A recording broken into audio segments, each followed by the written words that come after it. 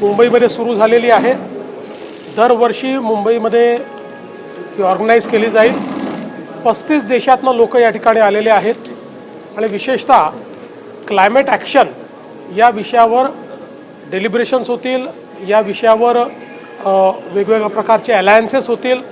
आज MMRDAने देखील काही चांगले अलायन्सेस क्लायमेट ॲक्शनवर घेतलेले आहेत आणि आपल्याला पुढच्या काळामध्ये विशेषतः क्लायमेट चेंजचा सामना करत असताना ज्या प्रकारे एअर क्वालिटी, वॉटर क्वालिटी आणि अर्थातच एकूणच आपली लाईफ क्वालिटी ही सुधारायची आहे, त्या दृष्टीनं ही कॉन्फरन्स अत्यंत महत्त्वाची आहे।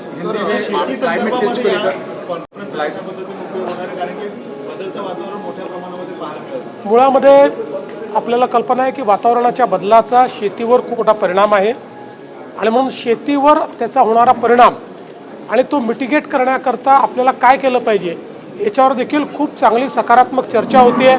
काही चांगले मॉडेल्स त्याच्यामध्ये आलेले आहेत, काही स्टार्टअप्स आलेले आहेत, त्यामुळे मला वाटतं की त्याचा देखील फायदा होईल। क्लाइमेट चेंज को लेकर किस तरीके से आज मुंबई क्लाइमेट वीक की शुरुआत मुंबई में हुई है, उसका उद्घाटन हमने किया है। 3 दिन ये कॉन्फ्रेंस चलेगी। 35 देशों से लोग इसमें आए हैं, बहुत हाई लेवल डेलीगेशंस आए हैं। क्लाइमेट चेंज पर जो हम लोग एक्शन लेना चाहते हैं उसके मद्देनज़र ये कॉन्फ्रेंस हो रही है।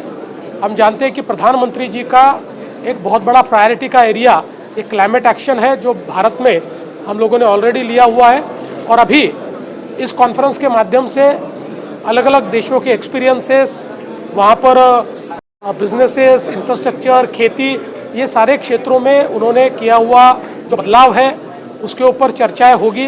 कुछ अच्छे स्टार्टअप्स भी इसमें आए हुए हैं। मुझे लगता है इसका एक बहुत बड़ा फ़ायदा होगा। आज मुंबई में एक ग्लोबल इकोनॉमिक कॉन्फ्रेंस हुई है, ग्लोबल इकोनॉमिक कोऑपरेशन की कॉन्फ्रेंस हुई है, जिसमें जयशंकर जी उद्घाटन के लिए आए थे। कई देशों से लोग यहाँ पर आए हैं। हम सभी लोग जानते हैं कि आज जिस प्रकार की दुनिया में हम लोग जी रहे हैं उसमें मल्टीलैटरल कोऑपरेशन और ग्लोबल इकोनॉमिक कोऑपरेशन एक बहुत महत्वपूर्ण बात है, क्योंकि सप्लाई चेन्स रीडिफाइन हो रही है, अलायंसेस रीडिफाइन हो रहे हैं और विशेष रूप से ट्रेड को वेपनाइज किया जा रहा है। ऐसे समय ज़्यादा से ज़्यादा मित्र प्राप्त करना ये बहुत महत्वपूर्ण है और उसी के मद्देनज़र इन सारी जियोपॉलिटिकल परिस्थितियों को एक पर्सपेक्टिव में रखने के लिए इस कॉन्फ्रेंस का आयोजन किया गया है। इसको बहुत अच्छा रिस्पांस ये ग्लोबल सारे जो हमारे मित्र हैं उन्होंने दिया है और मुझे लगता है कि एक बहुत ही कारगर इस प्रकार की चर्चा यहाँ पर हो रही है। आज ग्लोबल इकोनॉमिक कोऑपरेशन ही एक अतिशय चांगली समिट 3 दिवसाची सुरू झालेली आहे।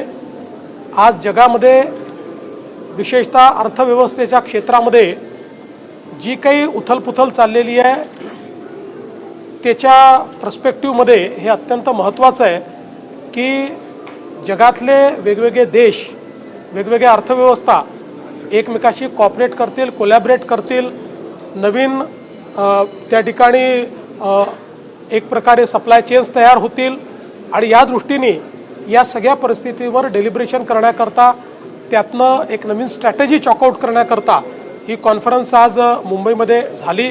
जयशंकरजी जे देशाचे परराष्ट्र मंत्री आहेत त्यांनी याचं उद्घाटन केलं आहे आणि 3 दिवस जगातले मोठे मोठे लीडर्स या ठिकाणी येऊन या संदर्भात आपलं डेलिब्रेशन करणार आहेत। अल्पसंख्याक प्रमाणपत्र प्रकरणी तुम्ही चौकशीचे आदेश दिलेले, उपसचिवांचं नाव समोर आलेलं आहे। याच्यामध्ये ज्यांनी कोणी गडबड केली असेल त्यांच्यावर कारवाई होईल। सर, फ्रेंच राष्ट्राध्यक्ष आज आहेत, पंतप्रधान सुद्धा आहेत। मुंबई आणि महाराष्ट्रासाठी विशेष बाब मानली जाते कारण 2 देशांचे महत्त्वाचे करार देखील। मला अतिशय आनंद आहे की देशाचे प्रधानमंत्री आणि फ्रेंच राष्ट्रपती या दोघांनी मुंबईला आपल्या बायलॅटरल टॉक्स करता निवडलेला आहे। आपल्याला माहिती आहे की फ्रान्स आपला ट्रस्टेड पार्टनर आहे। आज युरोपमधली एक अतिशय टेक्नॉलॉजिकली ॲडव्हान्स्ड अर्थव्यवस्था म्हणून फ्रान्सकडे पाहिलं जातं। राफेलसारखी विमानं ही फ्रान्सने आपल्याला दिल्यामुळे आपण बघितलं आहे की आपण कशा प्रकारे विशेषतः जी काही आपली एक लढाई झाली त्याच्यामध्ये आपण काम करू शकलो, ते मला असं वाटतं की मुंबईला एक मोठा सन्मान मिळाला.